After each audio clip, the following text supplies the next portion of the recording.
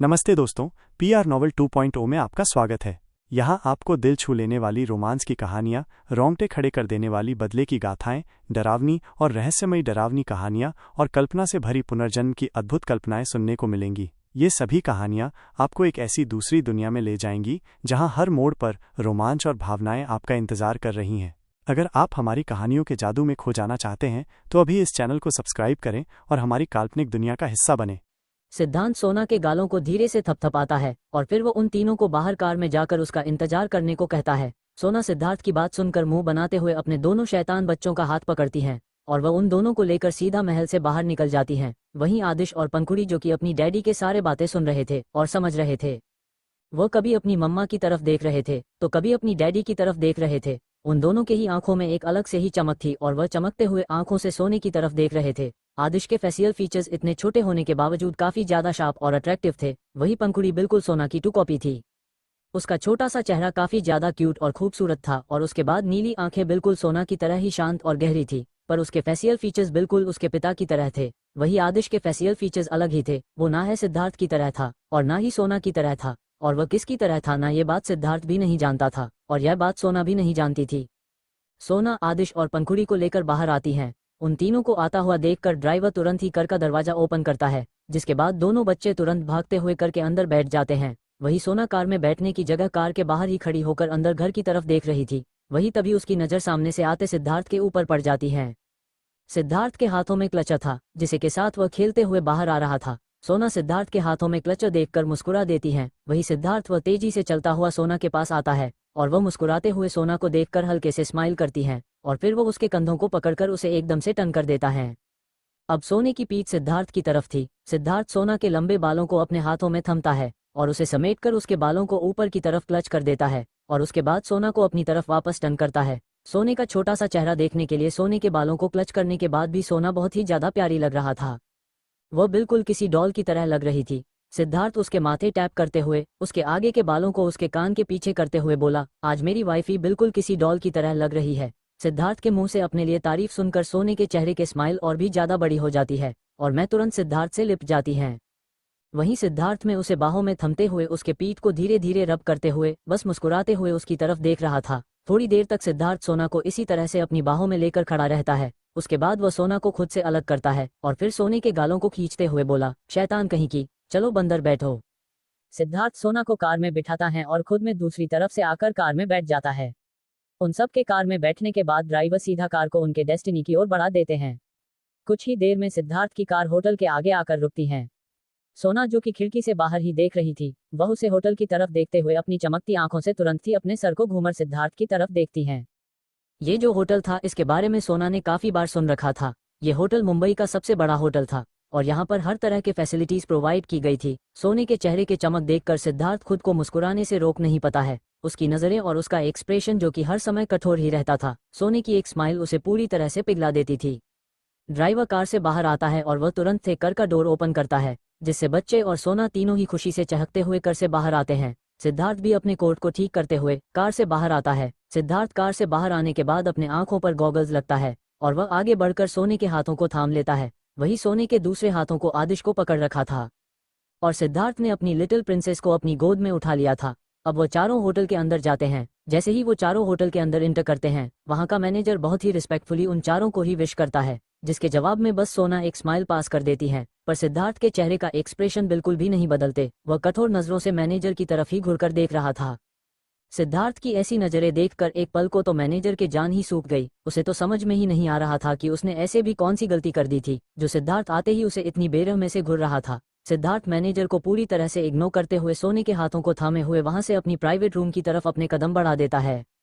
हालांकि सिद्धार्थ का यहाँ मीटिंग था, पर उसने सोना और बच्चों की सेफ्टी के लिए पहले से ही यहाँ पर एक प्राइवेट रूम ले रखा था। जब तक सिद्धार्थ अपनी मीटिंग करने वाला था तब तक सोना और उसके दोनों बच्चे इस रूम में रहने वाले थे। सिद्धार्थ उन दोनों को लेकर उसे रूम के पास आता है और फिर की कार्ड निकालकर वह रूम को अनलॉक करता है और उन तीनों को ही रूम के डोर के पास ही छोड़ते हुए सोने के गालों को प्यार से थपथपाते हुए बोला, वाइफी अब अंदर जाऊं और बच्चों का ध्यान रखना। मैं थोड़ी देर में बस मीटिंग फिनिश करके यूं आया और अगर कुछ तुम्हें खाना हो तो तुम ऑर्डर कर लेना। यहाँ पर एक चीज तुम्हें मिल जाएगी, ओके? लेकिन यहाँ से बाहर जाने की कोशिश मत करना। सोना सिद्धांत की बातें सुनते हैं और वह अपने छोटे से सर को जल्दी जल्दी से 2-3 बार हाँ में हिला देती हैं। जिसे देखकर सिद्धार्थ पर मुस्कुराता है। उसके बाद हल्के से नीचे झुककर अपने पंजों के बल बैठते हुए अपने दोनों बच्चों को अपने सामने करता है और दोनों के ही गालों को अपने एक एक हथेलियां में थमते हुए उन दोनों की ही तरह देखते हुए बोला, मम्मा को ज्यादा परेशान मत करना बच्चा, और यही रूम में ही रहना, कहीं जाने की जिद मत करना जब तक डैडी नहीं आते हैं। आप लोग रूम से बाहर मत निकालना, ओके। दोनों बच्चे भी सिद्धार्थ के बोलने पर बस अपने सर को हाँ में जल्दी जल्दी से हिला देते हैं, जिसके बाद सिद्धार्थ मुस्कुराते उन तीनों को ही अंदर भेजकर खुद मीटिंग रूम की तरफ अपने कदम बढ़ा देता है। उन सबके में रूम के अंदर जाते हैं। सिद्धार्थ के चेहरे के एक्सप्रेशन एकदम से चेंज हो जाते हैं। उसके यहाँ आंखों में फिर से वही कठोरता झलकने लगते हैं और चेहरे पर वही एरोगेंटनेस। सिद्धार्थ मीटिंग रूम का डोर ओपन करता है और मीटिंग रूम में इंटर करता है। मीटिंग रूम का माहौल पहले से ही काफी ज्यादा डरावना था और सिद्धार्थ जैसा ही अपने कदम अंदर रखना है, वो मीटिंग रूम के माहौल को भांपते हुए अपने चेहरे पर तेरे मुस्कुराहट लिए अपने कदम आगे बढ़ा देता है। वही सिद्धार्थ को देखकर मीटिंग रूम में जितने भी मौजूद हैं सभी अपनी अपनी जगह से खड़े हो जाते हैं, शिवाय एक शख्स के। वह अपनी हरी गहरी आंखों से सिद्धार्थ की तरफ ही देख रहा था। उसके चेहरे पर इस समय कोई भी इमोशन नहीं थे, उसकी आंखों में कठोरता भरे हुए थे। वह अपने चेयर पर किसी राजा की तरह बैठे हुए अपने हाथों को अपने चेयर के आर्मरेस्ट पर अपने हाथों को रखते हुए अपनी गहरी नजरों से सिद्धार्थ को ही देख रहा था। वही सिद्धार्थ भी अपने गहरी नजरों से उसे शख्स को ही देख रहा था जो कि अब भी किसी राजा की तरह अपने चेयर पर बैठा हुआ था। उस आदमी की तरफ देखते हुए सिद्धार्थ के चेहरे पर एक अजीब सी मिस्टीरियस से स्माइल आ जाती है और वो मुस्कुराते हुए अपनी जगह पर आता है और अपने चेयर पर बैठते हुए सभी को बैठने का इशारा करता है। वही सभी बैठने से पहले सिद्धार्थ को बहुत ही रिस्पेक्टफुली ग्रीट करते हैं। इसके बदले में सिद्धार्थ बस अपने कठोर नजरों से उन सब की तरफ देखते हुए अपने सर को हिला देता है, जिसके बाद सभी अपने चेयर पर बैठ जाते हैं। अब तो एक शख्सियत के दो लोग आमने सामने बैठे हुए थे, जहां सिद्धार्थ अपनी कठोर नजरों से पूरे मीटिंग रूम को देख रहा था, तो वही उसके सामने बैठा आरिश, वह अपनी कठोर नजरों से सिद्धार्थ की तरफ देख रहा था। ऐसा नहीं था कि आरिश सिद्धार्थ को जानता नहीं था और ऐसा भी नहीं था कि सिद्धार्थ आरिश को नहीं जानता था। दोनों ही एक दूसरे के पहचान से बखूबी रूबरू थे, दोनों ही एक दूसरे के शख्सियत से रूबरू थे और दोनों की ही जुनूनियत एक सी थी। दोनों में से किसी को भी हार मानना पसंद नहीं था और उन दोनों की ही एक से शख्सियत उसे पूरे मीटिंग रूम का माहौल और भी ज्यादा खराब कर देता है। एक तो पहले से ही आरिश की मौजूदगी में रूम का टेम्परेचर इतना ज्यादा गिरा हुआ था कि सभी पहले ही डर से कांप रहे थे और अब एक और सेम नेचर का इंसान जाकर उनके मीटिंग का माहौल और भी ज्यादा डरावना कर रहा था। अभी सिद्धार्थ और आरिश एक दूसरे की तरफ देख ही रहे थे कि तभी सिद्धार्थ हल्के से मुस्कुराते हुए आरिश की तरफ अपने हाथ बढ़ाता है। आरिश सिद्धार्थ के हाथों को देखने के बाद भी अपने हाथ मिलाने के लिए आगे नहीं बढ़ता है। वहीं सिद्धार्थ आरिश के ऐसे नेचर को देखकर शैतानी तरह से मुस्कुराते हुए बोला, मिस्टर आर्यन, आपसे मिलकर अच्छा लगा। अपनी बात कहते हुए सिद्धार्थ अपने हाथों को पीछे खींच लेता है। वही आरिश बिना किसी भाव के सिद्धार्थ की तरफ देखते हुए बहुत ही एरोगेंट टोन में बोला, पर मुझे तुमसे मिलकर बिल्कुल अच्छा नहीं लगा। आरिश का इतना कहना था कि सिद्धार्थ के चेहरे के स्माइल और भी ज्यादा बड़ी हो गई और वह मुस्कुराते हुए आरिश की तरफ देखने लगता है। वही आरिश के चेहरे के एक्सप्रेशन बिल्कुल नहीं बदले थे, वो अभी घुरकर सिद्धांत की तरफ ही देख रहा था। अब उसे रूम में मीटिंग ना होकर बल्कि इन दोनों का कोल्ड वॉर शुरू हो चुका था, जिसमें ना तो सिद्धार्थ पीछे हटने को तैयार था और ना ही आरिश पीछे हटने को तैयार था। उसे मीटिंग रूम के बिगड़ते माहौल को देखते हुए और उन सब के इस डरावने माहौल को खत्म करते हुए एक आदमी जिसके उम्र लगभग 40 से 45 के आसपास के रही होगी, वह थोड़ा हिम्मत करके सिद्धार्थ और आरिश दोनों की तरफ देखते हुए बहुत ही रिस्पेक्टफुली बोला, मिस्टर आर्यन और मिस्टर सिंघानिया, क्या इस मीटिंग को कंटिन्यू करने की परमिशन है? उसे आदमी के ऐसे पहुंचने पर सिद्धार्थ और आरिश दोनों ही उसे आदमी की तरफ अपनी पैनी नजरों से देखते हैं, फिर दोनों ही गहरी सांस छोड़ते हुए अपनी अपने चेयर से पीछे टिक कर बैठ जाते हैं। उन दोनों का सेम रिएक्शन देखकर वहां मौजूद सभी समझ जाते हैं कि उन दोनों की तरफ से हमी भर दी गई है, जिसके बाद सभी अपने अपने प्रोजेक्ट को एक एक करके एक्सप्लेन करना शुरू कर देते हैं। सिद्धार्थ को इस मीटिंग में बिल्कुल भी इंटरेस्ट नहीं था और ना ही आज उसको इस मीटिंग में इंटरेस्ट आ रहा था। दोनों ही अपने अपने फोन में लगे हुए थे, वहीं बाकी सभी बहुत ही ध्यान से सभी के प्रोजेक्ट को देख रहे थे, क्योंकि उनमें से कोई भी सिद्धार्थ और आरिश के साथ काम करने का मौका खोना नहीं चाहते थे। वह सभी आरिश और सिद्धार्थ के साथ काम करना चाहते थे, क्योंकि वह दोनों ही जानते थे सिद्धार्थ और आ कितने ज्यादा पावरफुल शख्सियत है। जाहिर सी बात है कि उनका एक छोटा सा प्रोजेक्ट अगर वह लोग आरिश और सिद्धार्थ के साथ करते हैं तो उनके उस प्रोजेक्ट की कीमत इतनी ज्यादा हाई हो जाएगी जितना ज्यादा वो कभी सपने में भी नहीं सोच सकते थे। इसलिए वो सभी अपना अपना बेस्ट देने की कोशिश कर रहे थे, पर इसके लिए वो लोग बेस्ट देने की कोशिश कर रहे थे। वह दोनों ही अपनी दुनिया में खोए हुए थे। आरिश फोन को एक तरफ निहारे जा रहा था जिसके ऊपर आर्या की तस्वीर चमक रही थी, वही सिद्धार्थ अपने फोन में सोना से मैसेज पर बातें किए जा रहा था। सिद्धार्थ गहरी सांस लेता है, वो एक डन का इमोजी भेजता है, जिसके कुछ बर्बाद ही मीटिंग रूम का दरवाजा खुलता है। मीटिंग रूम का दरवाजा खुलते ही मीटिंग रूम में मौजूद हर कोई की नजरें मीटिंग रूम के दरवाजे की तरफ चली जाती है, क्योंकि इस तरह से इतने बड़े मीटिंग में अचानक से दरवाजा खोल के इस तरह से मीटिंग को बीच में डिस्टर्ब करने की हिम्मत होटल में से किसी भी स्टाफ को नहीं था। कोई भी हिम्मत नहीं कर सकता था कि सिद्धार्थ और आरिश के मीटिंग को इस तरह से कोई स्पॉइल करें, पर चूंकि मीटिंग रूम में मौजूद सभी का सारा अटेंशन उस दरवाजे पर ही टिका हुआ था, दरवाजा खुलता है और एक छोटी सी आकृति दरवाजे से होते हुए मीटिंग रूम में इंटर करती है। उसे छोटी सी आकृति की तरफ देखते हुए सभी के चेहरे पर हैरानी के भाव थे और सभी हैरानी से उसे तरफ देख रहे थे, जहां एक छोटी सी बच्ची जिसने अपने बालों की 2 चोटी किए हुए थी, उसका छोटा सा गोल मटोल सा चेहरा, चमकता नीली आंखें और छोटे से बहुत ही ज्यादा प्यारा लग रहा था। उसने इस समय डांगरी पहन रखे थे और पैरों में उसके छोटे छोटे व्हाइट कलर के शूज थे और उसने अपनी दोनों छोटे छोटे फ्लफी हाथों से दरवाजे को पकड़ रखा था। उस छोटी सी बच्ची की तरफ देखते हुए सभी की होठों पर अपने आप ही मुस्कुराहट आ जाती है। वह बच्चियाई दिखने में ही इतनी ज्यादा प्यारी थी कि कोई भी खुद को मुस्कुराने से रोक नहीं पाता है। वही आरिश एकटक उस बच्चों की तरफ देख रहा था। उसकी आंखों में उसे बच्चों की तरफ देखते हुए एक अजीब से इमोशंस थे, जैसे वो बच्चे उसे किसी की याद दिला रही हो। उसे बच्ची की तरफ देखते हुए आरिश की आंखों में जो तड़प नजर आने लगे थे, वह भले ही कोई महसूस करे ना करे, लेकिन आरिश उसे अंदर तक महसूस कर रहा था और वह तड़प उसके आंखों में नमी बनकर छाने लगी थी, जिसे आरिश तुरंत ही कंट्रोल कर लेता है। वह बिल्कुल भी हमने कमजोरी को किसी के सामने जाहिर नहीं करना चाहता था। मीटिंग रूम अंदर आते ही और वह सीधा भागती हैं, वो सिद्धार्थ के पास चली आती हैं। वहीं सिद्धार्थ जो मुस्कुराते हुए वह तब से अपनी नन्ही सी प्रिंसेस को देखे जा रहा था, वह पंखुड़ी के उसके पास आते ही तुरंत नीचे झुककर पंखुड़ी को अपनी गोद में उठा लेता है और फिर वो उसके छोटे से नाक को खींचते हुए बोला, शैतान बच्चे, डैडी ने कहा था ना कि जब तक डैडी नहीं आते हैं आप मम्मा और भाई के साथ वहीं पर इंतजार करना, फिर आप यहाँ पर क्यों आए हैं? सिद्धार्थ के ऐसा कहने पर वह छोटे से बच्चे अपने छोटे से मुंह को खोलती है और सिद्धार्थ के गालों पर अपने छोटे छोटे दांत चुभा देती है और फिर सिद्धार्थ से दूर होकर अपनी नीली गहरी नजरों से घुरकर सिद्धार्थ की तरफ देखती है। उसका छोटा सा चेहरा इसे में नाराजगी से फूला हुआ था। उसकी छोटी सी नाक भी गुस्से से बार बार फूल रही थी, जो कि उसे बहुत ही ज्यादा क्यूट बना रही थी। वही सिद्धार्थ अपनी बच्ची की हर एक हरकत को नोटिस कर रहा था और अचानक से इस तरह से उसके दांत काटने पर सिद्धार्थ अपनी आंखें छोटी करके उसकी तरफ देखने लगता है। तो वही पंखुड़ी सिद्धार्थ की तरफ नाराजगी से देखते हुए ही बोली, पंखुली को आइसक्रीम खानी है? ऑल मम्मा पंखुली को आइसक्रीम नहीं दे रही। पंखुड़ी अपनी बात कहकर उम्मीद भरी नजरों से सिद्धार्थ की तरफ देखने लगती हैं। उसके शब्द इतनी ज्यादा क्यूट है कि मीटिंग रूम में मौजूद सभी दूसरे की तरफ देखकर मुस्कुराने लगते हैं। उसे बच्ची की आवाज सच में काफी ज्यादा प्यारी थी। उस बच्चों की आवाज है उन सबके कानों को राहत दे रही थी। वहीं सिद्धार्थ पंखुड़ी की शिकायत सुनकर अपनी आंखें छोटी करके पंखुड़ी की तरफ देखता है और फिर वो उसके नाक को खींचते हुए बोला, बच्चे यू नो ना कि आपकी तबीयत 2 दिन पहले ही खराब हुई थी और सिर्फ आपकी यह आइसक्रीम की जिद की वजह से, तो आपको लगता है कि मम्मी आपको आइसक्रीम खाने को देगी? सिद्धार्थ के सवाल पर पंखुड़ी तुरंत ही अपने सर को ना में हिला देती है, जिसके बाद सिद्धार्थ उसे लेकर अपने चेयर पर बैठता है और फिर सभी को अपनी अपनी जगह पर बैठने को कहता है। जिसके बाद सभी अपनी चेयर पर बैठ जाते हैं तो सिद्धार्थ सभी से अपनी नजर हटाकर अपनी लिटिल प्रिंसेस की तरफ देखते हुए बोला, तो आप मम्मा से जिद क्यों कर रहे हो कि आपको आइसक्रीम खानी है? आप जानते हो ना कि अगर मम्मा गुस्सा हुई तो उनका गुस्सा आपके डैडी पर ही निकलेगा। क्या आप चाहते हो कि आपके मम्मा आपके डैडी पर गुस्सा करें? सिद्धार्थ के ऐसे पूछने पर पंखुड़ी फिर से अपना मासूम सा चेहरा लटकते हुए अपने सर को जल्दी जल्दी से नामे हिला देती है। इसके बाद सिद्धार्थ उसके दोनों गालों को धीरे से पिंच करते हुए बोला, तो फिर बच्चे आप मम्मा से आइसक्रीम क्यों मांग रहे हो और आप यहाँ पर क्या कर रहे हो? क्या डैडी ने आपको यह नहीं कहा था कि आपको उस रूम से बाहर नहीं आना है? सिद्धार्थ अभी कह रहा था कि तभी पंखुड़ी बीच में ही सिद्धार्थ की बात को काटते हुए बोली, पलमा पंखुली को दांत लही थी इसलिए पंखुली यहाँ आ गई।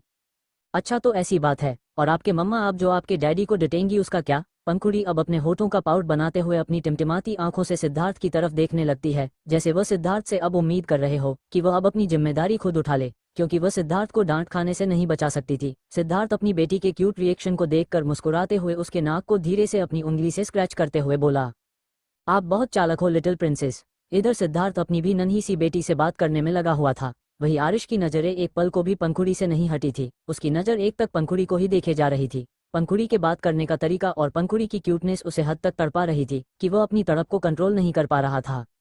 सिद्धार्थ अपनी बच्ची की बक को रोकते हुए सभी की तरफ देखते हुए पंखुड़ी को अपने सीने से लगता है और सभी को मीटिंग स्टार्ट करने को कहता है, क्योंकि वह जानता था कि उसकी बच्ची नॉनस्टॉप बोलने वाली में से है और अगर वह उसे नहीं रोकेगा तो जाहिर से बात थी कि आज मीटिंग नहीं हो पाती। सिद्धार्थ के इशारे को देखते हुए सभी वापस से मीटिंग कंटिन्यू कर देते हैं, पर सभी की नज़र से बार बार उसे क्यूट से बच्चे की तरफ जा रही थी, जो कि बार बार अपने पापा से कुछ कहने की कोशिश कर रही थी और वह उसकी बिजनेस सूट के साथ खेल रही थी। वह कभी सिद्धार्थ की बाजू को पकड़कर खींचती तो कभी उसके ही बिजनेस सूट के कॉलर को पकड़कर अपनी तरफ खींचने की कोशिश करती। उसके छोटे छोटे हाथ बार बार इधर उधर जा रहे थे, जिससे सिद्धार्थ कभी अपने बच्चों को घूरकर देखता तो उसे जबरदस्ती अपने गले से लगता था, पर बार बार वह उसकी बाहों से निकल जाती थी और सिद्धार्थ को परेशान करते रहती थी। मीटिंग काफी लंबी चलती है। पूरे 3 घंटे की मीटिंग के बाद फाइनली मीटिंग का फैसला सबके सामने था। उनमें से सिर्फ 2 लोगों का प्रोजेक्ट है सिलेक्ट हुआ था, जो आरिश और सिद्धार्थ के साथ काम करने वाले थे।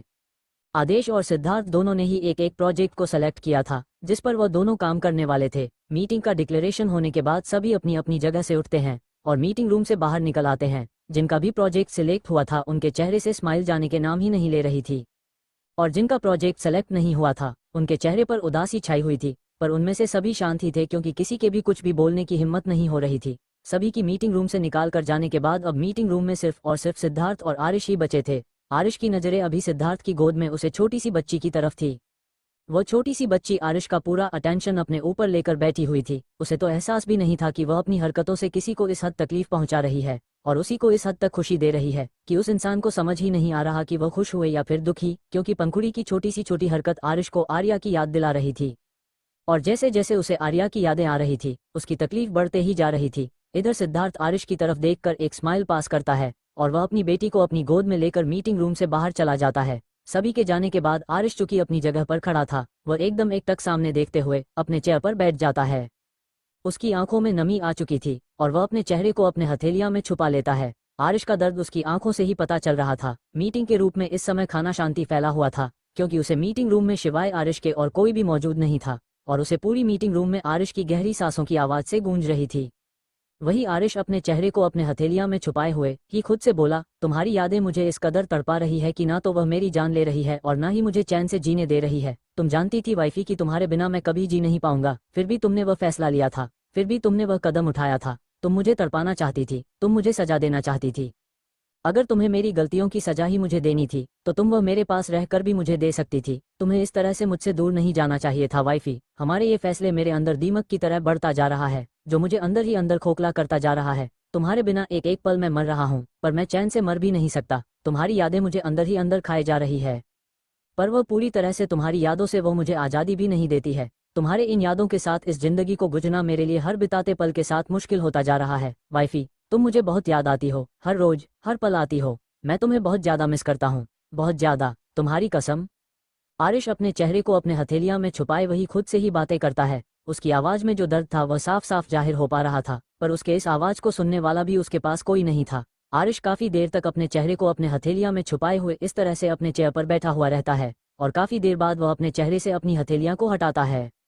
आरिश जैसे ही अपने हथेलियां को हटाता है उसका पूरा चेहरा लाल था, उसकी आंखें तक लाल थी। उसके आंखों को देखकर ही समझ में आ रहा था कि आरिश रोया है। आरिश की आंखों की वह नामी बता रही थी कि आरिश की तकलीफ कितनी है। आरिश अपने पेंट के पॉकेट से अपना रुमाल निकलता है और वह अपने चेहरे को साफ करता है और कुछ देर तक वहीं पर बैठ गहरी गहरी सांस लेता है और खुद को पूरी तरह से शांत करने के बाद ही जाकर आरिश उस मीटिंग रूम से बाहर आता है।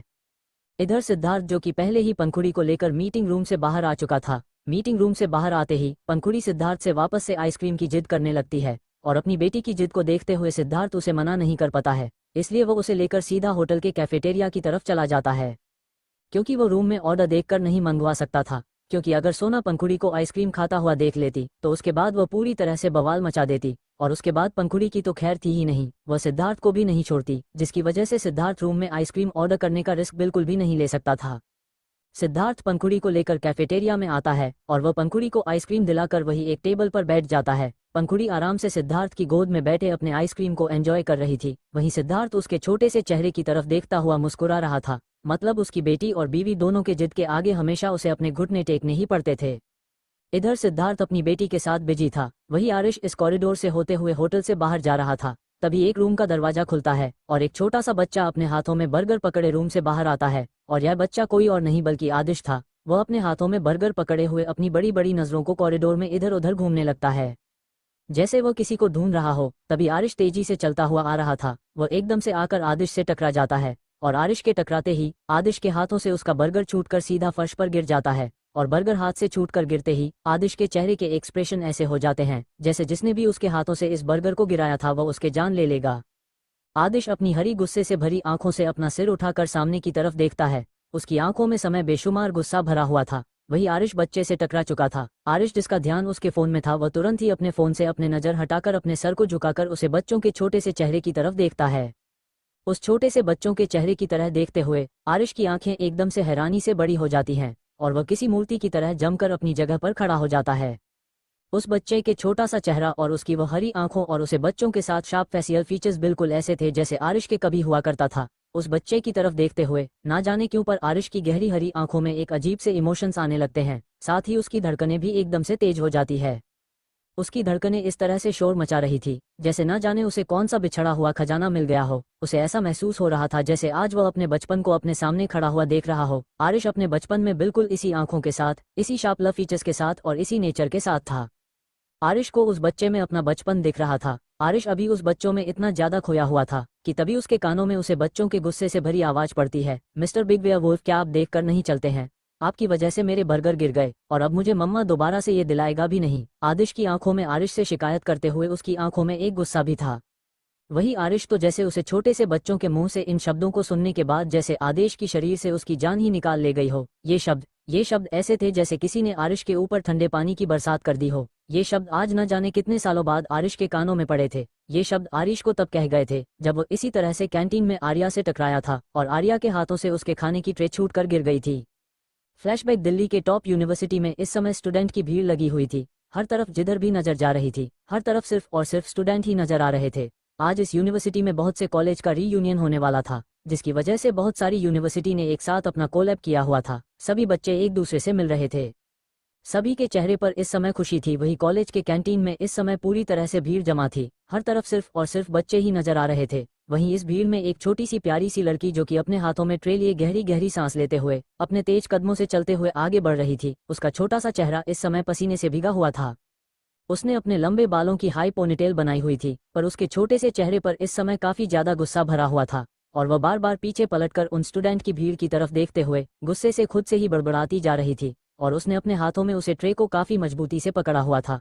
अभी वह लड़की गुस्से से बड़बड़ाते हुए आगे बढ़ ही रही थी कि तभी सामने से आते लड़के से उसकी टक्कर हो जाती है और जैसे ही वो सामने से आते ही उस लड़के से टकराती है, उसके हाथों से वह ट्रेन छूकर फर्श पर गिर जाती है। इतनी भीड़ में खड़े रहने के बाद कितनी मुश्किल से तो उसे उसका खाना मिला था और वह भी अब इस तरह से फर्श पर बिखर गया था। उसका चेहरा जो कि पहले से ही गुस्से से लाल था और वह अब और भी ज्यादा बुरी तरह से लाल हो जाता है और वह गुस्से से अपनी नीली आंखें उठाकर सामने की तरफ देखती है, जहां पर उसे एक हैंडसम सा लड़का खड़ा नजर आता है और उसे लड़के की तरफ देखते हुए वह छोटी सी लड़की गुस्से से अपने छोटे छोटे दांतों को किटकिटाते हुए बोली, यू बिग वेयरवुल्फ, क्या आपको दिखाई नहीं दे रहा था जो आप आकर मुझसे ही टकरा गए?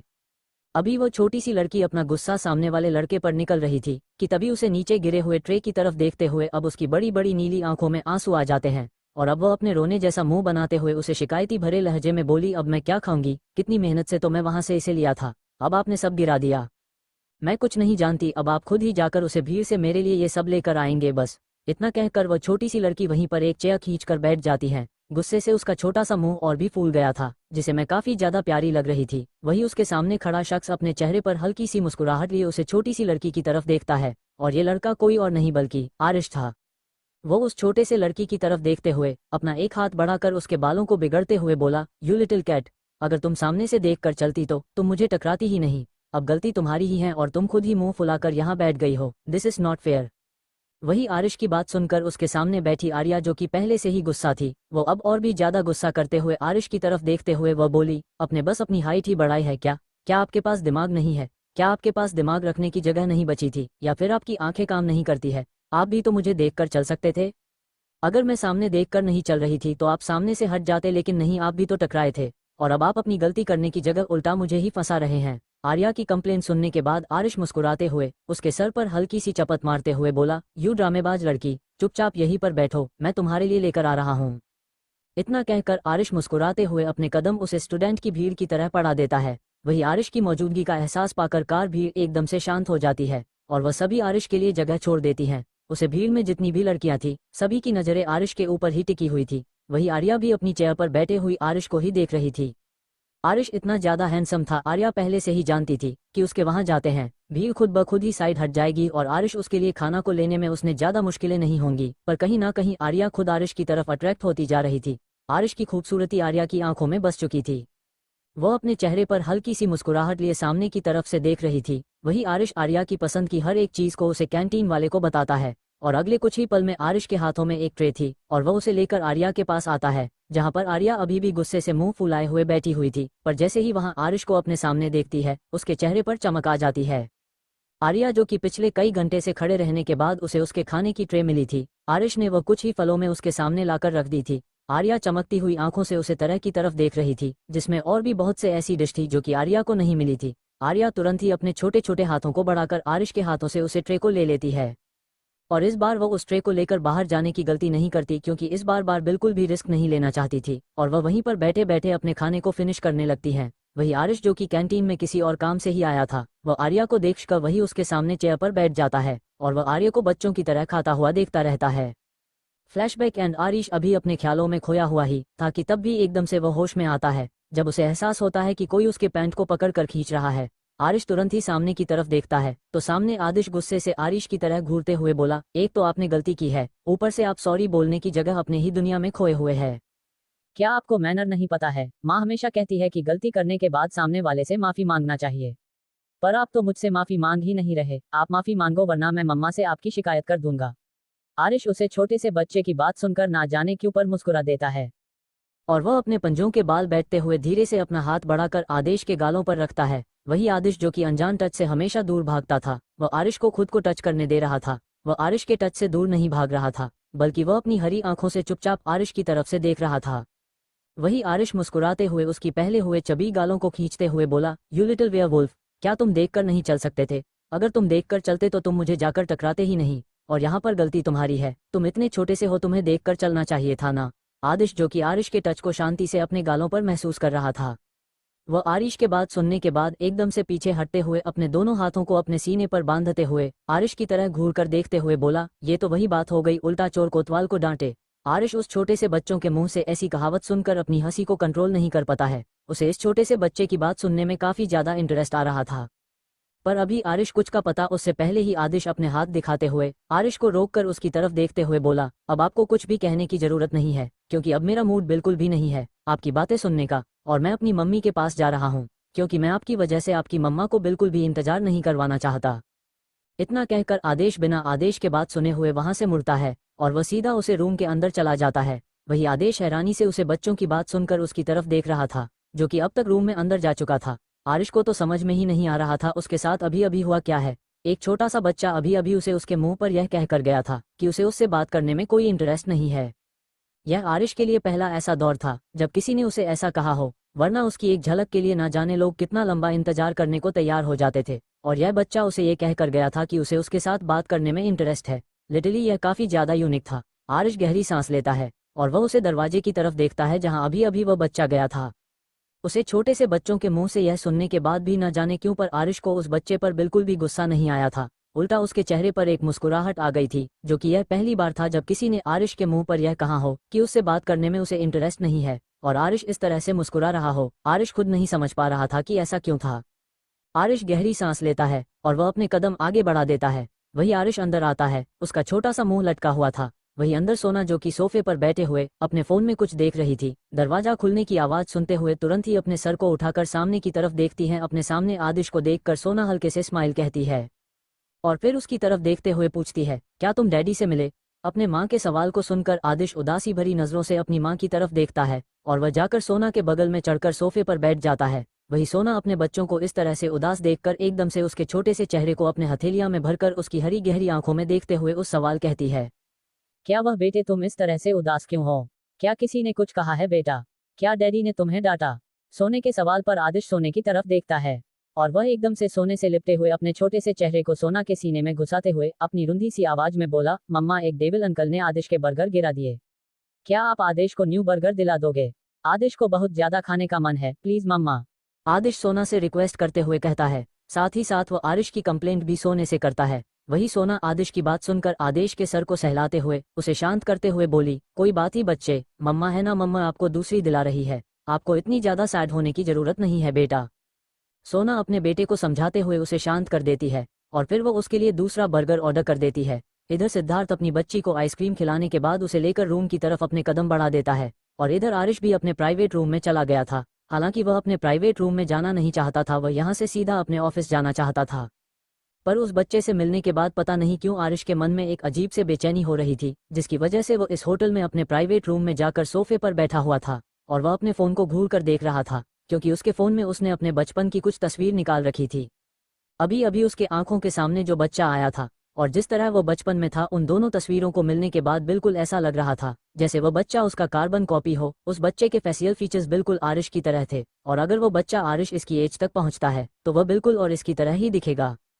और आरिश इसी उधेड़ बूंद में अपने फोन में अपनी तस्वीर देखते हुए अपनी ही दुनिया में घूम रहता है। इधर सिद्धार्थ पंखुड़ी को लेकर अपने प्राइवेट रूम में आता है तो वह देखता है इस समय सोना सोफे पर बैठी हुई अपने फोन में गेम खेल रही थी, वही उसके बगल में बैठा आदिश बर्गर खा रहा था। सोने जैसे ही प्राइवेट रूम का दरवाजा खोलने की आवाज सुनती है, वो तुरंत अपने सर को उठाकर सामने की तरफ देखती है तो सिद्धार्थ और पंखुड़ी को सामने पाती है। सिद्धार्थ और पंखुड़ी की तरफ देखते हुए उसकी आंखें छोटी छोटी हो जाती है और वह सिद्धार्थ की तरफ घूर कर देखते हुए बोली, दिला आए आप अपनी बेटी को आइसक्रीम, अगर इसकी तबीयत खराब हुई ना तो फिर आपको मैं कमरे के अंदर आने नहीं दूंगी, आप नीचे हॉल में सोकर अपने रात को सोएगे। इतना कहकर सोना बुरी तरह से सिद्धार्थ को घूरने लगती है। वही सिद्धार्थ खुद चौंक हुआ था, आखिर सोना को कैसे पता चला कि वह अभी अभी पंखुड़ी का आइसक्रीम खिलाकर आया है। वह अपनी घबराहट को छुपाते हुए सोने की तरफ देखते हुए बोला, ये तुम कैसे बातें कर रहे हो वाइफी, मैं भला क्यों अब प्रिंसेस को आइसक्रीम खिलाने लगा, जबकि मैं जानता हूँ कि उसकी तबीयत खराब हो जाती है। सिद्धार्थ खुद को प्रोटेक्ट करने की कोशिश कर रहा था, पर सोना सिद्धार्थ के बातें सुनने के बाद उसे और भी गंदे तरीके से घूरते हुए बोली, आप झूठ तो बोलिए ही मत, और आप झूठ किससे बोल रहे मुझसे, मैं सब जानती हूँ कि आप क्या कर सकते हैं और क्या नहीं।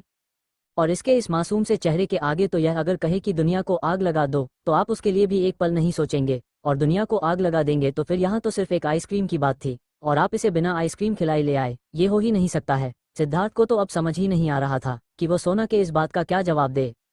ये बिल्कुल सच बात थी कि सिद्धार्थ कभी भी पंखुड़ी को किसी भी चीज के लिए मना नहीं करता था, और सिर्फ पंखुड़ी ही नहीं बल्कि वह सोना को भी किसी चीज के लिए मना नहीं करता था। इसीलिए तो उसकी बीवी और उसकी लिटिल प्रिंसेस इतनी ज्यादा जिद्दी हो गई थी कि सिद्धार्थ गहरी सांस लेता है और वह सोने के पास आता है और पंखुड़ी को सोना के बगल में ही सोफे पर बिठाते हुए सोना के बालों में अपने हाथ फेरते हुए बोला, वाइफी तुम मुझे इतनी अच्छी तरह से जानती हो, तुम जानते हो कि मैं अपनी लिटिल प्रिंसेस को किसी भी चीज के लिए मना नहीं कर सकता और उसकी तबीयत खराब नहीं होगी, बिकॉज मैंने पहले ही उसकी प्रिपरेशन कर दिए हैं। घर जाते हैं, अपनी लिटिल प्रिंसेस को सबसे पहले डॉक्टर से दिखा देंगे, मैं डॉक्टर को कॉल करके घर पर आने को कह दिया है, अब तो ठीक है ना। सोना सिद्धार्थ के इस बात का कोई जवाब नहीं देते उल्टा हुआ मुंह फुलाकर चुपचाप बैठी रहती है। सिद्धार्थ अब गहरी सांस लेता है और वह सोना को खींचकर अपने करीब करता है और सोना को अपने गले से लगाते हुए उसके पीठ को धीरे धीरे रब करते हुए बोला, क्या तुमने खाना खाया था वाइफी, क्या तुम्हें भूख लगी है। सिद्धार्थ के ये पूछने पर सोना अपना मुंह बनाते हुए अपने दोनों हाथों को उठाकर सिद्धार्थ की कमर में लपेटते हुए शिकायत भरे लहजे में रहती है, मैंने खाना ऑर्डर किया था पर उन्होंने खाना अच्छा नहीं दिया, मुझे अच्छा नहीं लगा खाना,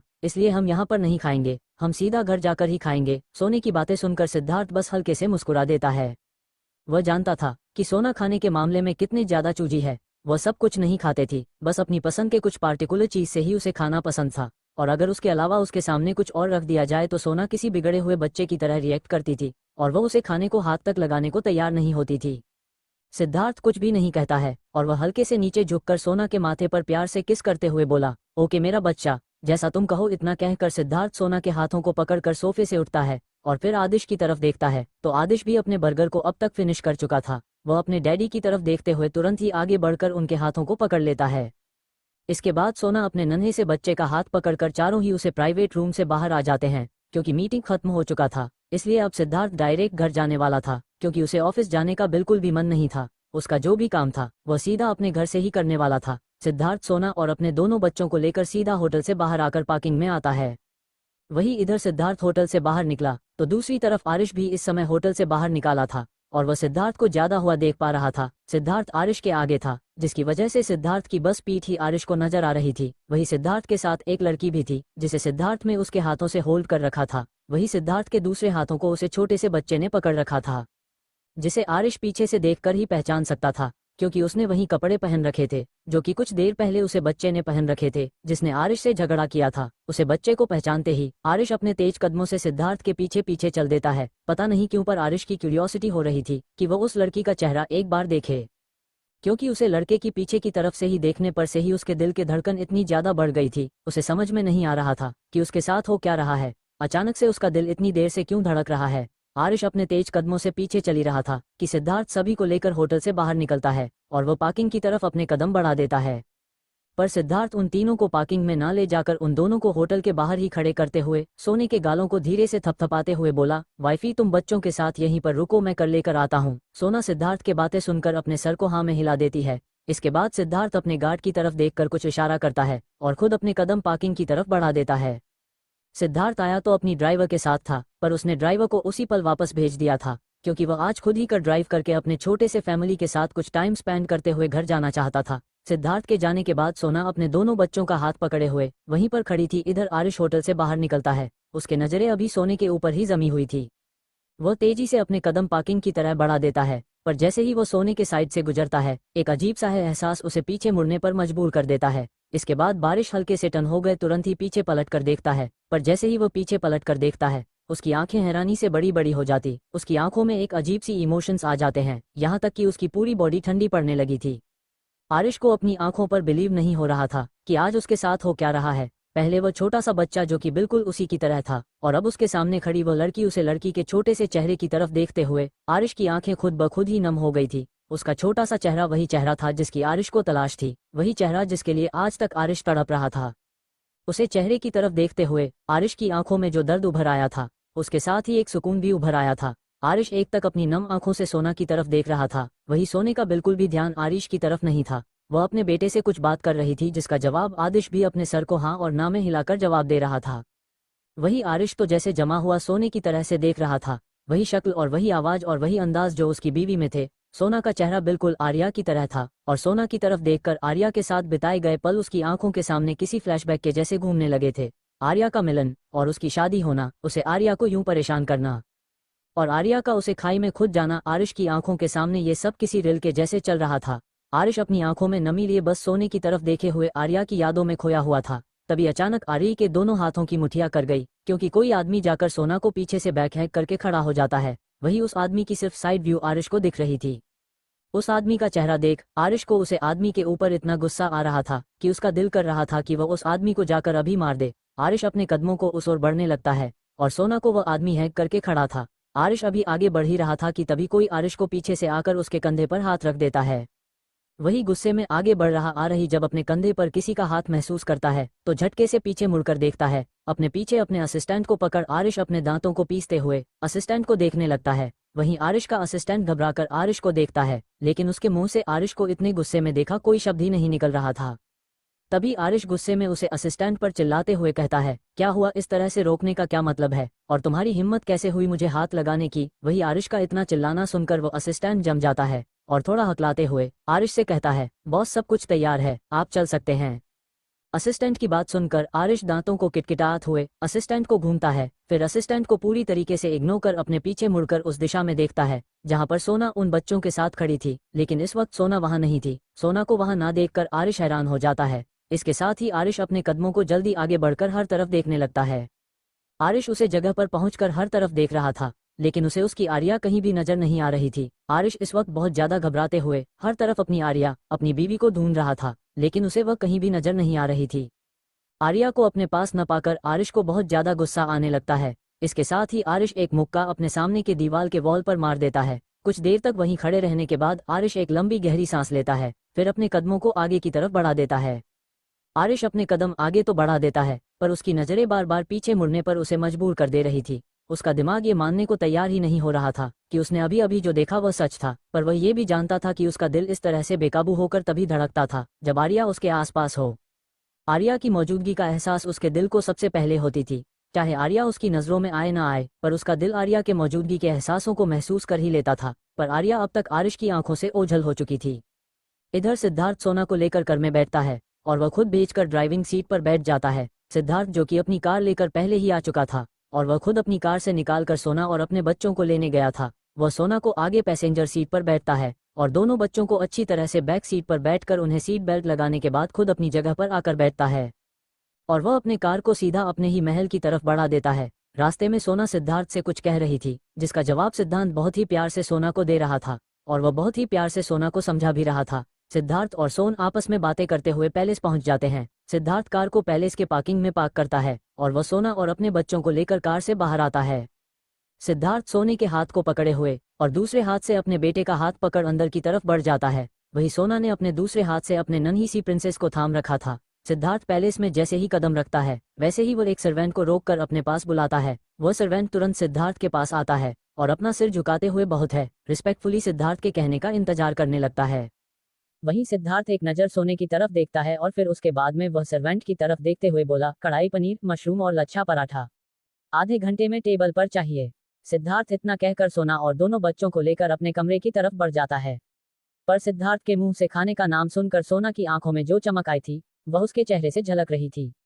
सोना मुस्कुराते हैं सिद्धार्थ की तरफ देख रही थी, पर सिद्धार्थ सामने की तरफ देखते हुए अपने कमरे की तरफ बढ़ रहा था, पर वह सोना के नजरों को बखूबी अपने ऊपर महसूस कर सकता था। लेकिन सिद्धार्थ अपने चेहरे के भाव बिल्कुल भी चेंज नहीं होने देता है और ना ही वह पलटकर सोना की तरफ देखता है, क्योंकि वह जानता था कि जब भी वह सोने के पसंद का खाना सोना के लिए बनवाता था और सोना जिस तरह से उसे देखती थी, वह देखने के बाद उसका दिल इतनी तेज रिश्ता धड़कता था कि खुद को रोक पाना उसके लिए मुश्किल होने लगता था। इधर सर्वेंट सिद्धार्थ के बात सुनकर तुरंत ही किचन की ओर भागती है, क्योंकि वह सिद्धार्थ के कहने का मतलब अच्छी तरह से समझ चुकी थी। वो तुरंत ही वहां भाग किचन में आती है और वहां पर काम कर रहे हैं शेफ की तरफ देखते हुए थोड़ी सी तेज आवाज में बोली, कढ़ाई पनीर, मशरूम और लच्छा पराठ मास्टर को आधे घंटे में टेबल पर चाहिए। उस सर्वेंट की बात सुनकर है सारे शेफ जो कि अपने खाने बनाने में बिजी थे, वह हैरानी से एक दूसरे की तरफ देखने लगते हैं, पर वह सभी जानते थे कि सिद्धार्थ का ऑर्डर कभी भी किसी भी वक्त आ सकता है और उसे पूरा करने की जिम्मेदारी उन सब की है, क्योंकि अगर 1 मिनट भी लेट होता है तो सिद्धार्थ का गुस्सा भले ही सोना के सामने ना निकले पर अकेले में वह अपना गुस्सा जरूर निकाल लेता है। इसलिए सब तुरंत ही हवा के तेजी से अपना काम करना शुरू कर देते हैं। कोई मैदा तैयार कर रहा था, तो कोई पनीर की कटिंग कर रहा था, तो कोई मसाले तैयार कर रहे थे। सभी अपने अपने कामों में लग चुके थे। वही बस सर्वेंट अपना काम खत्म करने के बाद उन सबको बताने के बाद वापस से किचन से बाहर आती है और फिर वह अपने कामों में लग जाती है।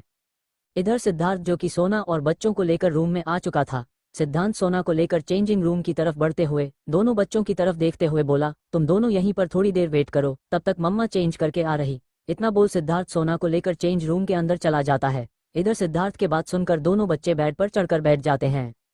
इधर सिद्धार्थ सोना को चेंजिंग रूम में छोड़कर दोनों बच्चों के कपड़े लेकर चेंजिंग रूम से बाहर आता है और उन दोनों की तरफ देखता है जो कि बेड पर चढ़कर बैठ चुके थे। सिद्धार्थ अपने हाथ में पकड़े कपड़े को आदिश की तरह बढ़ते में बोला, बेटा जाओ जाकर चेंज करके आओ। इतना कहकर सिद्धार्थ उसके हाथों में कपड़ा था थमा देता है। आदिश तुरंत ही सिद्धार्थ के हाथों से अपने कपड़े को लेकर बाथरूम की तरफ दौड़ पड़ता है। वही उसकी नन्ही प्रिंसेस वह तुरंत बेड से खड़े हो जाती हैं और अपने छोटे छोटे हाथों को सिद्धार्थ की तरह बढ़ा देती हैं। सिद्धार्थ गहरी सांस लेता है और फिर वो मुस्कुराते हुए अपनी नन्ही सी बच्ची को अपने गोद में लेकर वही बेड पर ही बैठ जाता है। सिद्धार्थ पंखुड़ी के डांगरी की बटन्स खोलता है और उसे पंखुड़ी के बॉडी से अलग कर देता है। उसके बाद वो उसके शर्ट को में उतार कर वही बेड पर रख देता है और उसे कंफर्टेबल से छोटी सी शॉर्ट्स और ढीली से टी शर्ट पहना देता है। उस बड़ी सीधी टी शर्ट से पंखुड़ी के छोटे से शॉर्ट्स छुप जा रहे थे, साथ ही वो उस ढीली सी टी शर्ट में बहुत ही ज्यादा प्यारी लग रही थी। पंखुड़ी के छोटे छोटे हाथ टी शर्ट की बाजू की वजह से पूरी तरह से कवर हो जा रहे थे, जिससे पंखुड़ी डॉल की तरह नजर आ रही थी। सिद्धांत पंखुड़ी के कपड़े चेंज करने के बाद पंखुड़ी की तरफ देखता है जो कि अपनी टिमटिमाती आंखों से उसकी तरफ ही देख रही थी। सिद्धार्थ अब एक नज़र बाथरूम के दरवाजे और चेंजिंग रूम के दरवाजे की तरफ डालता है और उसके बाद में पंखुड़ी को अपने गोद में लेकर उसकी छोटी सी नाक को खींचते हुए बोला, जब तक मम्मा और भाई चेंज करके आते हैं तब तक डैडी पंखुड़ी का चेकअप करवा लाते हैं, वरना आपकी मम्मा आपको तो डांटेगी ही और मुझे आज कमरे से बाहर कर देगी, जो कि आपके डैडी को बिल्कुल भी मंजूर नहीं है। सिद्धार्थ अपने बातें कहते हुए पंखुड़ी को अपनी गोद में लेकर कमरे से बाहर आ जाता है और वह सीधा फर्स्ट फ्लोर पर जाता है। फर्स्ट फ्लोर पर आने के बाद सिद्धार्थ पंखुड़ी को लेकर एक कमरे की तरह बढ़ जाता है। सिद्धार्थ पंखुड़ी को लेकर उसे रूम के अंदर आता है, जहां पर पहले से ही काफी सारे डॉक्टर लाइन में मौजूद थे। उन डॉक्टर की तरफ देखते हुए सिद्धार्थ गहरी सांस लेता है और पंखुड़ी को लेकर जाकर बेड पर लेट देता है। पंखुड़ी को बेड पर लेटने के बाद सिद्धार्थ सबकी तरफ अपने गहरी नजरों से देखता है और फिर वह कठोर आवाज में बोला, have you all washed your hands? Are your hands completely clean? Siddharth के इस सवाल पर डॉक्टर सभी पहले तो सिद्धार्थ की तरफ देखते हैं और फिर वह सब एक दूसरे की तरफ देखने लगते हैं। वह सभी जानते थे कि सिद्धार्थ कैसा है। वह सभी को पहले अपने बच्चों को छूने देने से पहले अपने हाथों को अपने सामने साफ करवाता था, उसके बाद ही वह अपने बच्चों को हाथ लगाने देता था। सिद्धार्थ पहले भी कई बार इंडिया आ चुका था, लेकिन हर बार सिर्फ अपने बेटे को लेकर ही यहाँ आया करता था, पर इस बार वह अपनी पूरी फैमिली के साथ यहाँ आया है और यहाँ के जितने भी डॉक्टर थे वह सभी अच्छी तरह से सिद्धार्थ के स्टेटस के वाकिफ थे, इसलिए वह सभी पहले से ही अपने हाथों को वॉश करके वहां पर खड़े थे। सिद्धार्थ के पूछने पर सभी अपने सर को हाँ में हिला देते हैं, जिसके बाद सिद्धार्थ एक गहरी सांस लेता है और उन सब की तरफ देखते हुए बोला, If I start believing everyone just by saying something, then what is the use of my eyes? So everyone clean your hands once again in front of my eyes. सिद्धांत के इस तरह कहने की उम्मीद किसी को भी नहीं थी। उन सभी के चेहरे पर हैरानी साफ साफ नजर आने लगे थे। मतलब यह आदमी कहना क्या चाहता था कि वह सभी झूठ बोल रहे हैं, पर उनमें से किसी के भी यह हिम्मत नहीं थे सिद्धार्थ से सवाल करने का, इसलिए कोई भी सिद्धांत से यह सवाल नहीं करता है और एक एक करके सभी उसे रूम में है अटैच बाथरूम में अपने हाथों को वॉश करने के लिए चले जाते हैं और एक एक करके अपने हाथों को वॉश करके बाहर आते हैं, जिसके बाद सिद्धार्थ उन सबको पंखुड़ी को चेकअप करने की इजाजत देता है। वो सभी डॉक्टर पंखुड़ी को चेक करने लगते हैं। पंखुड़ी बिल्कुल नॉर्मल थी। पंखुड़ी को चेक करने के बाद सभी डॉक्टर का चेहरा ऐसा था जैसे किसी ने उनके ऊपर ठंडा पानी डाल दिया हो। उन्हें समझ नहीं आ रहा था कि वह कह तो कह क्या। पंखुड़ी का बॉडी टेम्परेचर से लेकर उसके हर एक चीज बिल्कुल ठीक थी, फिर सिद्धार्थ इसका चेकअप क्यों करवा रहा था, ये किसी भी डॉक्टर के समझ से बाहर थी। वह सभी एक दूसरे की तरफ अजीब नजरों से देखते हैं और फिर एक गहरी सांस लेते हुए सिद्धार्थ की तरफ देखकर बहुत ही शांत आवाज में बोले, मास्टर, आपकी लिटिल प्रिंसेस बिल्कुल ठीक है, इन्हें कुछ भी नहीं हुआ है। उस डॉक्टर की बातें सुन भी कर सिद्धार्थ आपने एक आईब्रो उठाता है और फिर उसे डॉक्टर की तरफ अपनी कठोर नजरों से देखते हुआ बोला, माई princess eight ice cream today, I R sure it won't make her feel bad. Siddharth के इस सवाल में तो जैसे डॉक्टर के होश उड़ा दिए थे। वह सभी अपने दिल के धड़कनों को रोके हुए सिद्धार्थ की तरफ ऐसा देख रहे थे जैसे सिद्धार्थ किसी दूसरे ग्रह का प्राणी हो। भला उनमें से कोई भी डॉक्टर यह कैसे बता सकता था कि सिद्धार्थ की प्रिंसेस ने जब आइसक्रीम खाया है तो उसकी तबीयत कब खराब होगी या फिर होगी भी या नहीं। फिलहाल तो वह बिल्कुल ठीक थी, उसमें से ऐसे एक भी लक्षण पाए नहीं जा रहे थे जिससे ये लगे कि हाँ ये बीमार होने वाली है, और सब उनमें से किसी को भी कोई ऐसी सिम्टम्स नजर ही नहीं आ रहे थे। तो वह भला सिद्धार्थ को कैसे बता सकते थे कि उनकी बेटी की तबीयत खराब होगी भी या नहीं, और वैसे भी क्या तबीयत खराब होगी तो वह उसे डॉक्टर से पूछकर होगी। सभी डॉक्टर का चेहरे के भाव बिल्कुल एक ऐसा था और उन सब का रिएक्शन सिद्धार्थ की तरफ बिल्कुल एक जैसा था।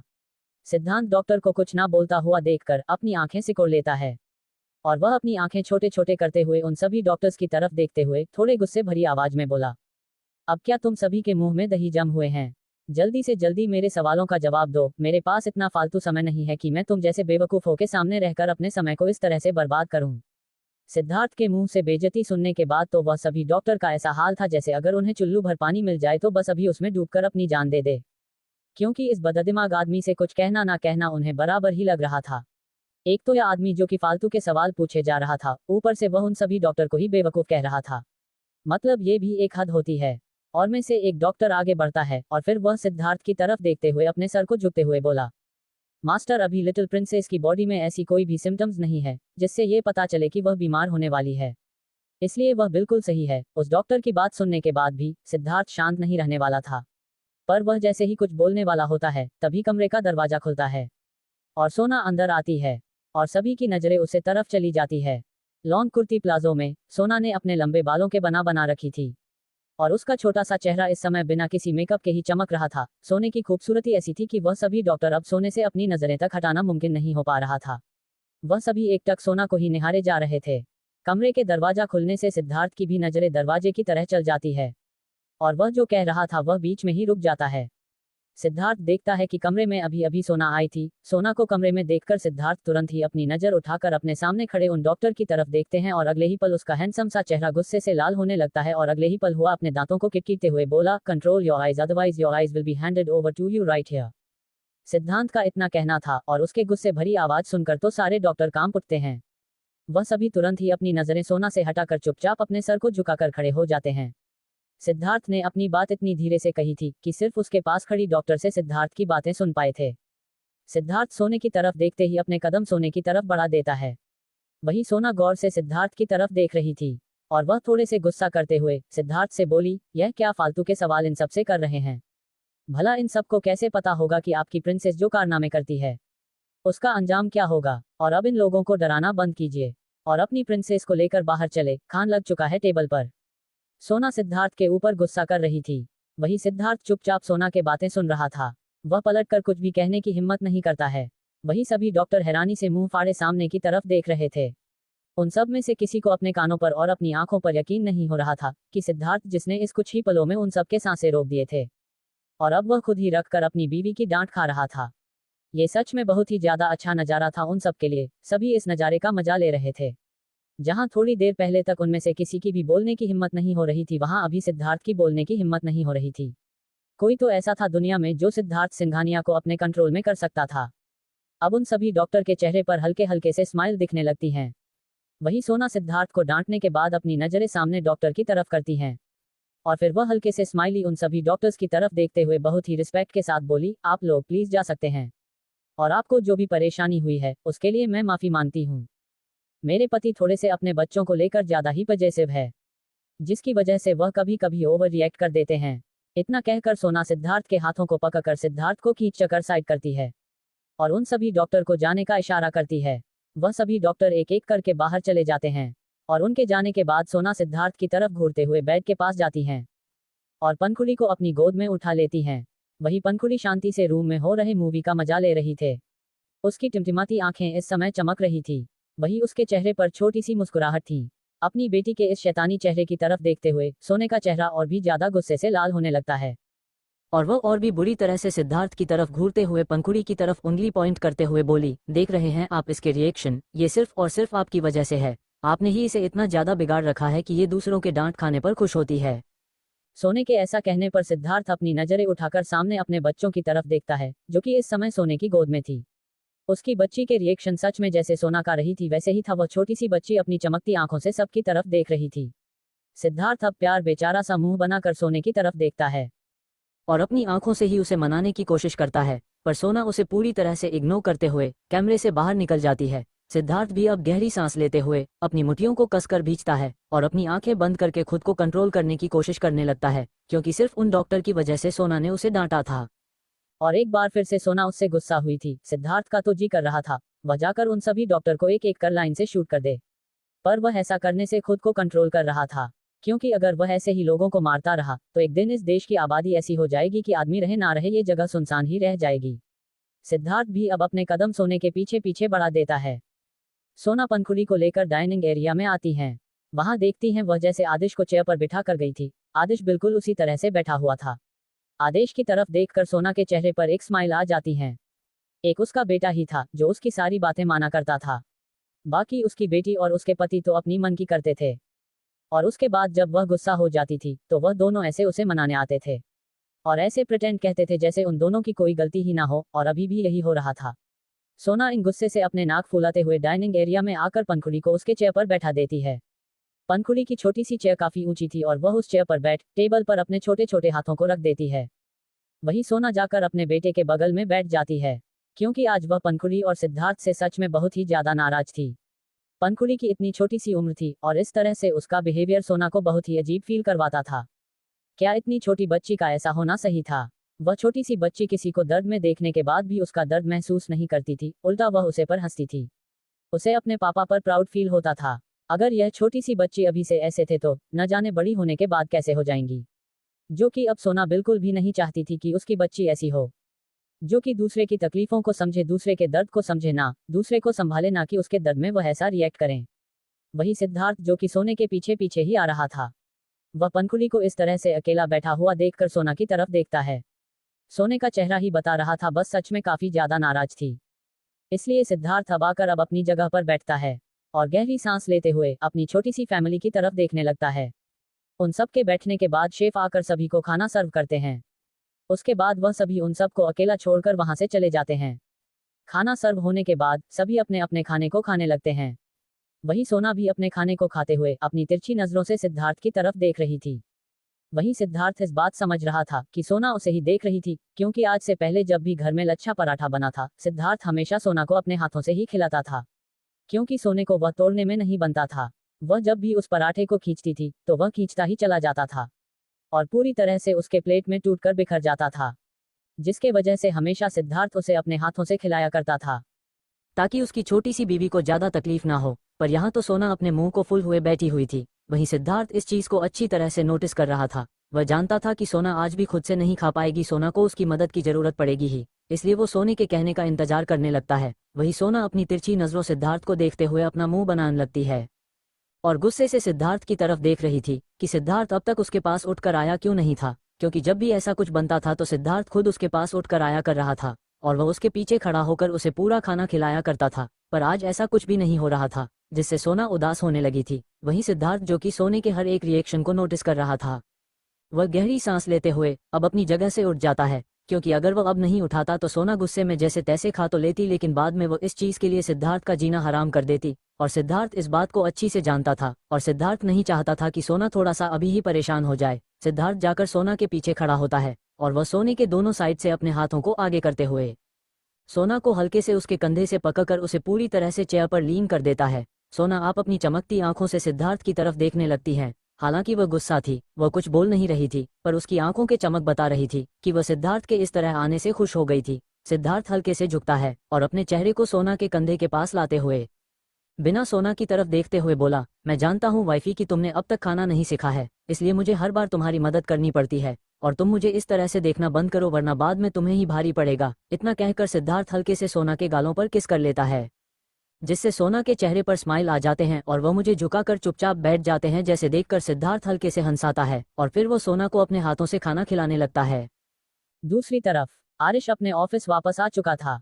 वह इस समय अपने केबिन में अपने चेयर पर बैठा हुआ था। उसकी आंखों में इस समय बेशुमार दर्द उभरा हुआ था। बार बार उसकी आंखों के सामने रह रहकर वह सीन नजर आ रहा था जब सिद्धार्थ ने आर्या को पीछे से अपनी बाहों में भर रखा था। सिद्धार्थ कभी सपने में भी आर्या को किसी के करीब जाने देने का सोच नहीं सकता था, पर आज वह हकीकत में अपनी आर्या को इस तरह से सिद्धार्थ की बाहों में देखना पड़ा था। आरिश का खून इस समय खौल रहा था, उसके चेहरे का रंग काला पड़ा हुआ था और साथ ही साथ उसके हाथों के मुठ्ठियां भींची हुई थी, जिसकी वजह से उसके दाहिने हाथ में बंदी पट्टी से अब खून रिसने लगता है। पर फिर भी आरिश को कोई फर्क नहीं पड़ रहा था। इस समय उसके आंखों में आंसू नजर आ रहा था। उसके सामने हुआ वो मंजर उसके हाथों पर लगे उस चोट से ज्यादा उसके दिल चोट को चोट पहुंचा रहे थे, और दिल के दर्द के आगे तो उसके हाथों का चोट कुछ भी नहीं था। आरिश की नजरें सामने लगे उसे बड़े से पोस्ट के ऊपर टिकी हुई थी, जिसमें आर्या का छोटा सा हंसता हुआ मुस्कुराता हुआ चेहरा था। आरिता का मुस्कुराता हुआ चेहरा देखने के बाद आरिश के दिल को एक सुकून तो महसूस हो रहा था, पर बार बार उसके नजरों के सामने आज का जो सीन आ रहा था, जिससे उसका सुकून उसकी बेचैनी में तब्दील हो जा रही थी।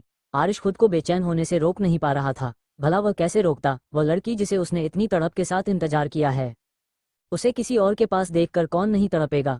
और आरिश शुरू से ही आर्या के लिए पजेसिव था। हालांकि वह चाहे आर्या पर कितनी भी गुस्से क्यों न कर ले, पर वह आर्या के ऊपर किसी की भी नजरें भी बर्दाश्त नहीं करता था, और उसे आज भी आर्या के ऊपर सिद्धार्थ के नजरें बर्दाश्त नहीं हो रही थी। पर उसके मन में एक बात ये भी थी कि अगर वह लड़की जिसे आज आरिश ने देखा था वह लड़की आर्या ही थी, तो वह इतने सालों तक थी कहाँ, वह लौटकर वापस आरिश के पास क्यों नहीं आई। और अगर वह आरिश से इतना ही ज्यादा गुस्सा थी, आरिश से दूर ही रहना चाहती थी, तो फिर उसने इतनी आसानी से किसी और को अपनी जिंदगी में जगह कैसे दे दी थी। क्योंकि आरिश जानता था आर्या ऐसी लड़की नहीं है जो किसी को अपनी जिंदगी में जगह दे दे। आरिश जानता था कि आर्या किस कदर पागलों की तरह उसे प्यार करती है। फिर यह सवाल ही नहीं उठाता है कि आर्या ने किसी और को अपनी जिंदगी में आने दिया होगा, और अगर ऐसा नहीं था तो फिर सिद्धार्थ उसकी जिंदगी में क्या कर रहा था। और अगर सिद्धार्थ था तो क्या वह लड़की आर्या नहीं थी, क्या सिर्फ शक्ल ही उसकी आर्या जैसी थी। ये सवाल भी आरिश को रह रहकर परेशान कर रहे थे, जिसके जवाब उसके पास नहीं थे, और उसका दिल ये मानने को भी तैयार नहीं था कि आर्या उसकी जगह किसी और को दे सकती है। आरिश अपने सवालों में उलझा अपने चेयर पर आंखें बंद कर बैठ जाता है, और वह अपने सर को चेयर के हेड रेस्ट से टीका लेता है और अपनी आंखें बंद कर लेता है। पर जैसे ही आरिश अपनी आंखें बंद करता है, उसकी आंखों के सामने एक नजर सीन की तरह घूमने लगती हैं। फ्लैशबैक, एक छोटी सी लड़की जो क्लासरूम से कूदते हुए बाहर निकल रही थी। उसके छोटे से चेहरे पर बहुत ही बड़े से स्माइल थे, और वह दौड़ते हुए सीधा लास्ट ईयर के क्लासरूम की तरह भाग रही थी। वही क्लासरूम से निकल रहा एक लड़का, जब उसकी नजर छोटी सी लड़की पर जाती है तो वह अपना सर पीट लेता है और गहरी सांस लेता है। वह उसके पास आने का इंतजार करने लगता है, और ये लड़की कोई और नहीं बल्कि आर्या था, और अभी अभी वह लड़का जो क्लासरूम से निकला था वह आरिश था। वह आर्या को इस तरह से भागकर आता हुआ देखकर अपनी जगह पर रुक जाता है।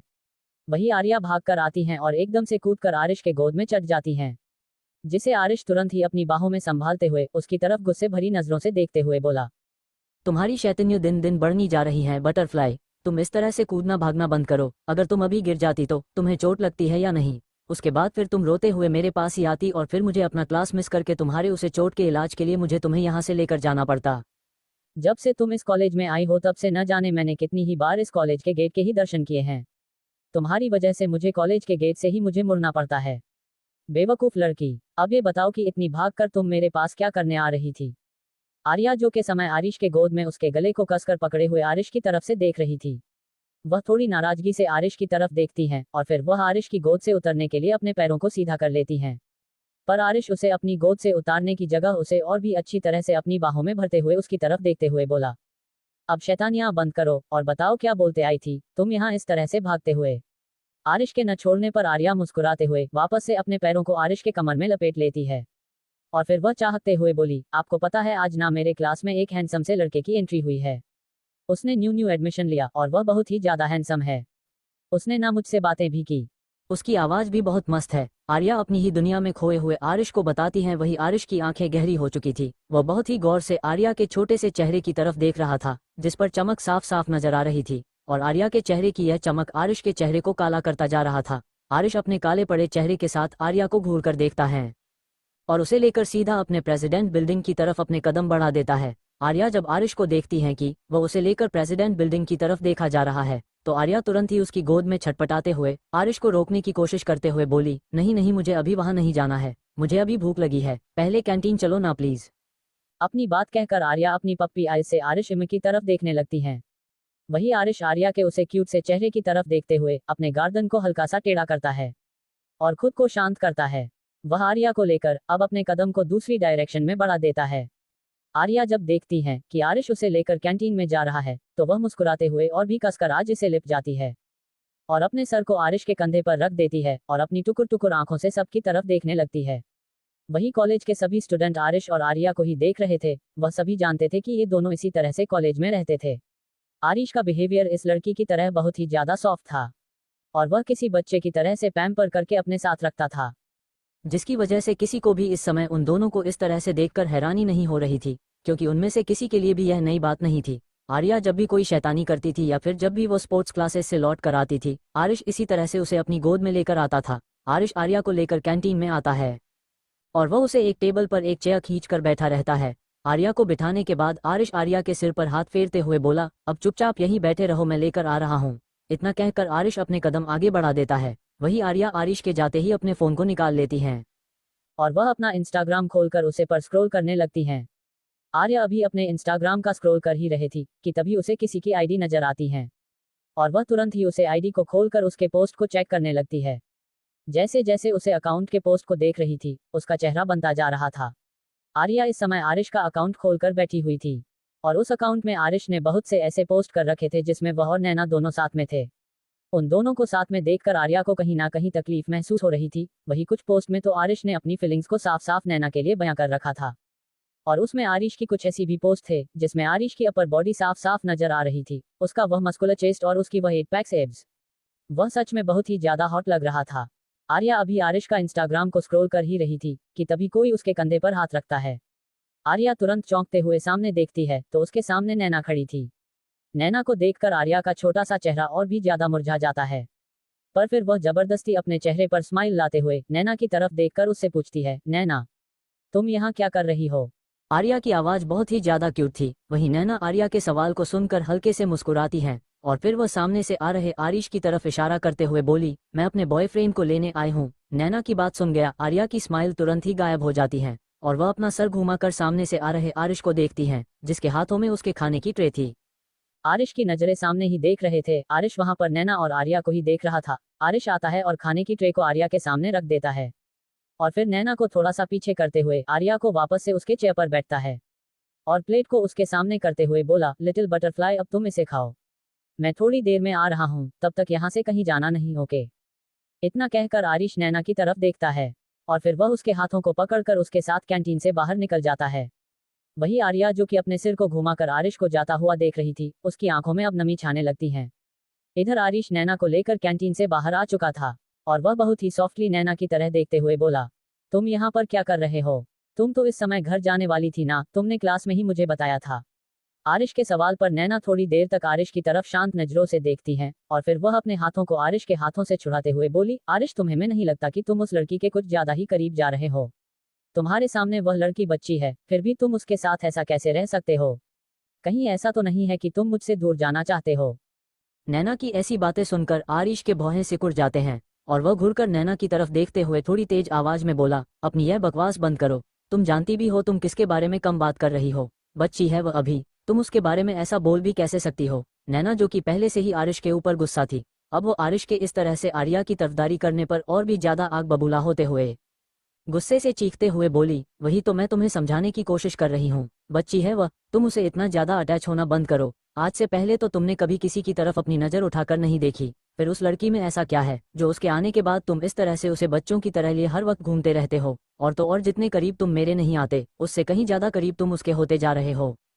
हर वक्त जब भी तुम नजर आते हो वह हमेशा तुम्हारे गोद में चढ़ी रहती है या फिर तुम्हारे पीठ पर चढ़ी रहती है। आखिर चल क्या रहा है तुम दोनों के बीच में? क्यों तुम हमेशा उसकी मदद के लिए खड़े रहते हो? आरिश गुस्से से अपनी मुट्ठी कसकर बंद किए हुए नैना की सारी बकवास बातें सुन रहा था। उसके कंट्रोल से बाहर होता जा रहा था और वह गुस्से से नैना की तरफ अपने घूरती हुई नजरों से देखते हुए बोला। अगर आपको हमारी कहानियों में मज़ा आया और आप ऐसी और जादुई दुनिया में खो जाना चाहते हैं तो देर किस बात की, हमारे चैनल को सब्सक्राइब करके हमारे सफ़र का हिस्सा बने। हर कहानी को लाइक करके हमें अपना प्यार दिखाएं और अपने दोस्तों के साथ शेयर करके इस खुशी को फैलाएं। आपके कमेंट हमें बेहतर बनाने में मदद करते हैं, तो अपनी राय ज़रूर दें।